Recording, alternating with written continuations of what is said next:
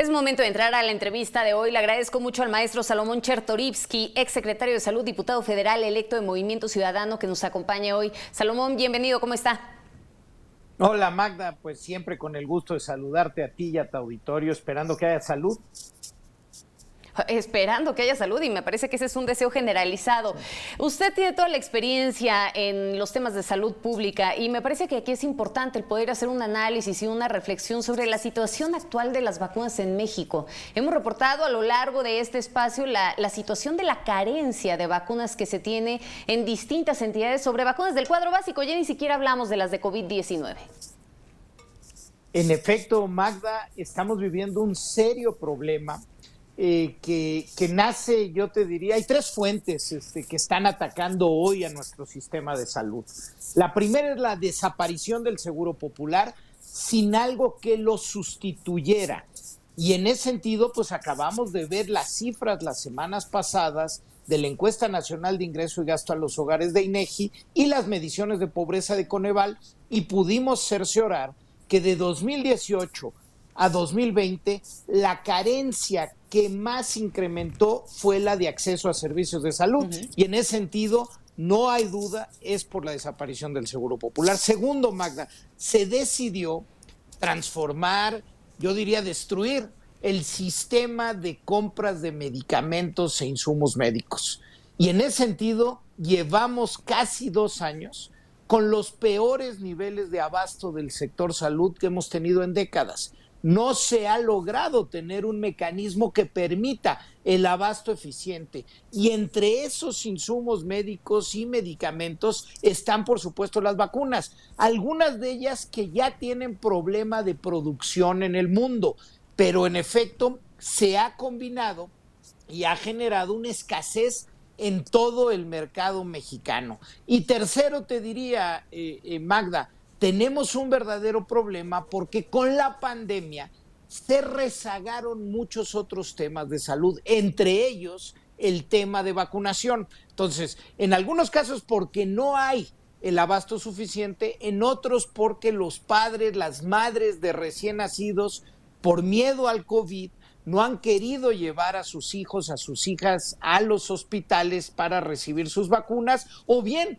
porque algunas unidades médicas se concentraron en la atención de COVID y dejaron de atender para otros temas a los pacientes. En ese sentido, y te puedo decir, no, como tú bien decías, ya ahorita podemos platicar del tema de las vacunas de COVID, pero para las vacunas de no COVID podemos calcular que cerca de la mitad de las niñas y los niños que nacieron en el último año y medio no tienen completo su cuadro de vacunación. Ah, qué dato. La mitad de las niñas y los niños sin ese cuadro de vacunación. A ver, me queda claro que aquí nos comentas y nos resumes de una forma bastante explicativa qué es lo que ha hecho falta. Sin embargo, también fue por allá, por el 2012, cuando hablabas de que en ese momento se había mantenido y ampliado la cobertura del esquema básico de vacunación nacional. ¿Qué falló? ¿Fue realmente el sistema de compras? Porque pues ayer llamaba también poderosamente la atención esta investigación que publicaba la COFESE, en donde está inhabilitando a 10 directivos de farmacéuticas, pero al mismo tiempo también les está imponiendo multas millonarias que superan los 2,000 millones de pesos en sanciones, y ya ni siquiera hablamos del costo económico para la población. Pero entre las observaciones dicen de este acaparamiento de los productos, del generar un desabasto. Entonces, ¿López Obrador tenía razón? Mira, Magda, yo lo que te puedo decir es que, digo, en el año 2012, el que hablas, que fue mi último año como secretario, en efecto, se integró la última vacuna universal del cuadro, que fue la vacuna del virus del papiloma humano para todas las niñas de quinto de primaria de nuestro país. Es la única vacuna, la última vacuna del cuadro que se ha universalizado. Otro tema diferente es el que tú expones, y hay que leer con mucho detenimiento lo que encontró la COFESE, en donde habla más que del tema de los problemas de abasto. Lo que habla en una primera lectura que tengo es de un problema de oligopolio, en donde los diferentes distribuidores se ponían de acuerdo para distribuirse el mercado y con ello poder incrementar los precios que se les cobraba que se cobraba por su participación. Eso hay que estudiarlo muy a fondo. El tema, yo te diría, es que si ese asunto estaba presente y estaba estudiado o se creía entendido, pues lo que haces es tratas de solucionar ese problema, no destruyes. Es decir, es como si tú tienes una fábrica y descubres que la contadora o el contador pues estaba robando, pues no cierras la fábrica, corres a la contadora o al contador y empiezas a corregir lo que tienes. Yo lo que te puedo decir con toda claridad es que el año 2017, el año 2018, después de haber aprendido largo tiempo en materia de compras consolidadas, el Estado mexicano había logrado mucha eficiencia, había logrado bajar los precios y sí, seguramente, lejos de ser perfectos, si seguían algunos vicios, esos tendrían que haber sido atendidos y si hay culpables, como en este caso la COFECE lo está probando, pues que se les multe y si es el caso, pues que haya las penas que se requieran. Pero otra vez, no es lo mismo hablar de algunas fallas que hay que corregir que decir nada sirve y hay que destruirlo. Mi abuelita decía, hay que tener mucho cuidado en no tirar el agua sucia de la bañera con todo el niño. Aquí lo que se hizo es tirar al niño.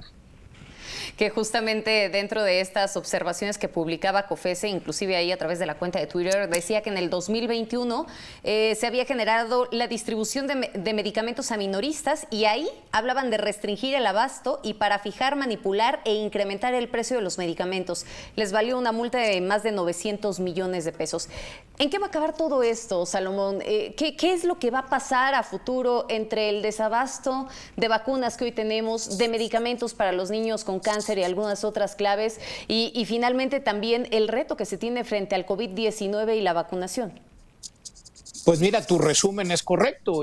Primero, seguimos con COVID-19. Escuchaba el segmento anterior, sobre todo el último tramo, y en efecto estamos viviendo esta tercera aceleración, estamos viviendo un altísimo número de contagios, de personas hospitalizadas.